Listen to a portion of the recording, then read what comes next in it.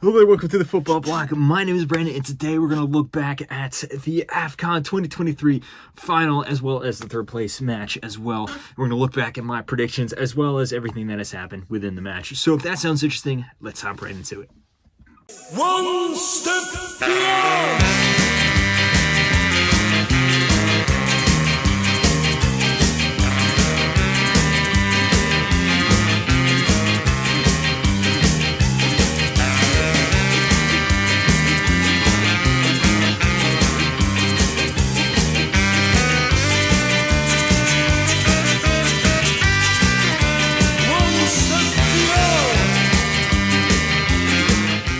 So AFCON 2023 has come to a close. We have the champions, Ivory Coast. What an amazing story this is. Just the complete emotional up and down that we saw throughout this tournament here. But before we get to the final, let's look at the third place match.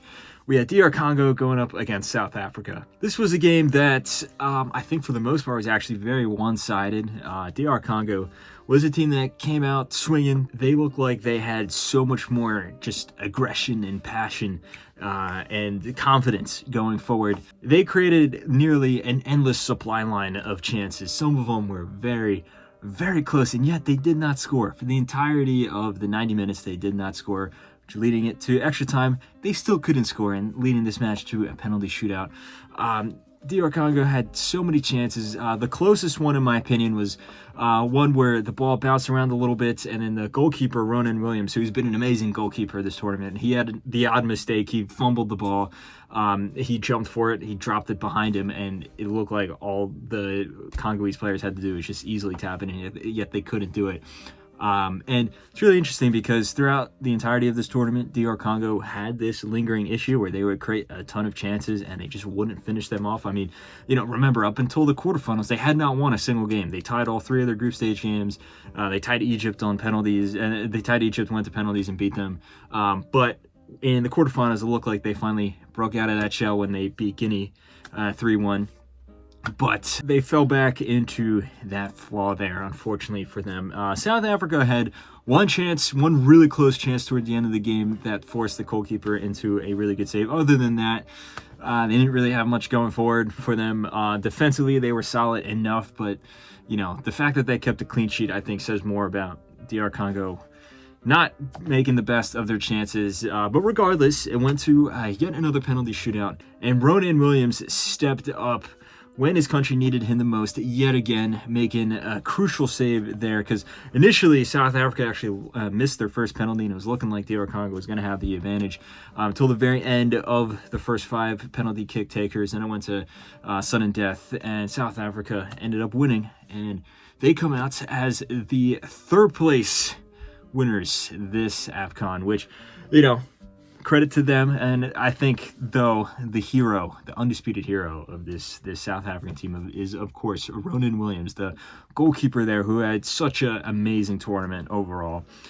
But as for my prediction, I said that DR Congo was going to win 1-0. I said that it was going to be a game where DR Congo is just the better team and they would come out on top. Unfortunately, that was not true. It looked like it was going to come true. I mean, the DR Congo had so many chances, as I said before, and they just could not put them in the back of the net. So my prediction there was wrong. South Africa wins bronze.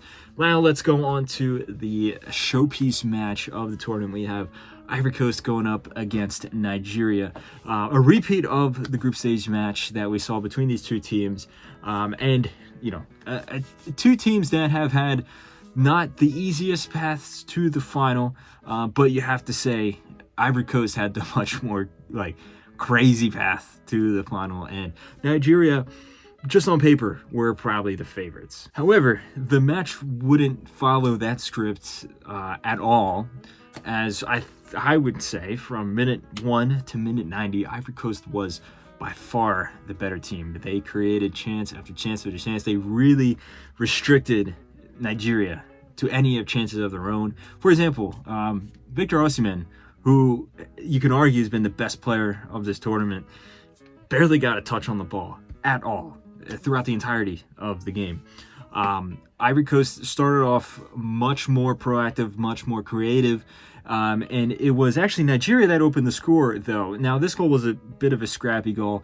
It was off a corner. The ball gets looped in, and then there's a defensive mishap there where the defender tries to clear it. The ball goes straight up in the air, and then Serge Aurier is supposed to be covering Trustakong, but he doesn't jump high enough. He doesn't anticipate the ball. Trustakong jumps up and, to his credit, with a really good header, past Fofana. No chance for Fofana there. The ball ends up in the back, and that 1-0 to Nigeria. And then there was a little bit of a period there at the end of the first half where I think that Nigeria then had more pep in their step. They started to go forward, and they just looked a little more confident, but that kind of trailed off into halftime. And then when the second half started, it was more of the same what we saw in the first half, with Ivory Coast getting closer and closer to scoring. It looked like it was just going to be inevitable.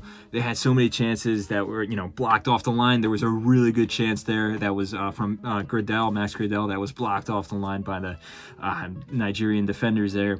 The goalkeeper for Nigeria was forced into making numerous saves, and eventually the goal did come. Ironically, Nigeria was defending well, but it was a brief moment of poor defending off of a corner yet again, where the ball gets whipped in and then no one's covering Frank Kessie, who comes around the back and then scores a really nice header to put the ball in the back of the net and to tie the match 1-1. And then from that moment on, it looked like Ivory Coast was going to score yet again. They looked just to be so much more ambitious than the Nigerian team. And for example, Sebastian Haller, he almost scored one of the best goals that you'll ever see in a final. He almost scored a bicycle kick. It was a really good move. Ball gets played into the back, and then he unfortunately has his back to goal, and he comes up with an amazing kick, which ended up being wide at the end of the day.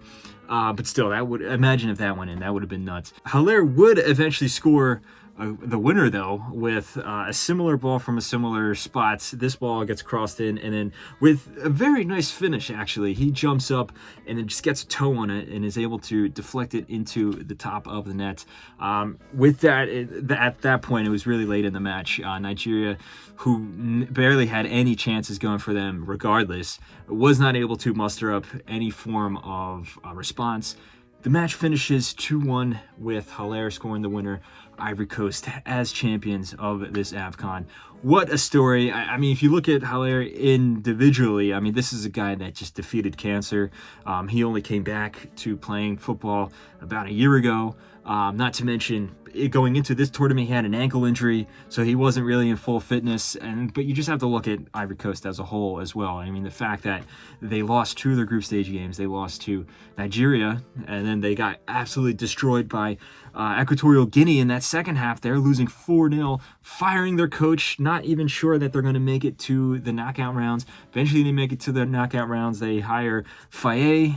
They promote him from being an assistant coach. He comes up here in his first ever game in charge of his senior national team. They defeat Senegal, who is the reigning champions of the AFCON, and some would say the most talented team on the continent. Then they require 2 last-minute goals against Mali, 1 goal in like the 95th minute or something, and then another goal in the 121st minute to defeat Mali there. And then they have a good performance against DR Congo in the semifinals before having an even better performance, in my opinion, against Nigeria in the final. What a story there for the host nation. And I think a big part of their victory, not just in this match, very much so in this match, but more so than that, throughout the entire tournament, is the home crowd. That home advantage that they had, just how passionate the fans were, just how much they carried this team along. You can just see it, how you can see the stadium shaking with a sea of orange shirts there in those stands. Wonderful scenes there. What a tournament this has been, though. Just to summarize it, I think this is the best AFCON I've seen. I really like the 2021 edition. Up until this point, that was my favorite AFCON, just the way that the Cameroonian team was playing, and then how Egypt got all the way to the final, and then Senegal, that was really cool seeing such a talented team eventually win, because they had fell in the last 2 AFCONs previously. So that was a good tournament. But this one here, which is the amount of chaos that we saw, just the amount of last minute goals, equalizers, and winners and all that stuff, and then all the big teams just kind of bottling it. Like you look at Tunisia, Algeria, and Ghana all going out in the group stage, as well as like a team like Burkina Faso, who's usually a mainstay in the AFCON, and Egypt going out in the round of 16, as was Senegal. Cape Verde playing really well, Angola playing really well, South Africa and DR Congo making it to the semifinals, and then eventually South Africa winning third place. Just so many different teams going forward. Like, for example, every single team that made it to the quarterfinals in 2021 was not in the quarterfinals here in 2023. So just overall wonderful tournament. Some amazing goals as well. Bebe's free kick, the free kick that DR Congo had against Guinea as well. Like, there was just so many amazing goals. Overall, amazing tournament. As for my prediction for the final, I got this one correct. I did say that Ivory Coast is going to win. I thought that it was going to be a very close back-and-back game with lots of goals, and eventually it was going to go to penalty shootouts. Of course, Ivory Coast, the last 2 times they made it to an AFCON final, and they won, was on penalty. So, but that was not the case here. They did end up winning just outright. They were by far the better team. It wasn't that close of a game at all. On paper, it looks close, but just if you watch the game, it was not close at all. So, but still, I called the right team that was going to win. Let me know how you did in your predictions below. Did you call Ivory Coast winning? Did you get South Africa winning third place as well? What did you think of the AFCON overall? Like I said before, I love this tournament. I think it was probably the best AFCON I've ever seen. Have you seen a lot of AFCONs in the past? Is this your first AFCON that you're watching? Let me know all your thoughts in the comment section below. Don't forget to like and subscribe. Share this video with a friend. Follow the Football Bloc on social media. But anyway, guys, I hope you have a nice rest of your night. I will see you later. One step beyond.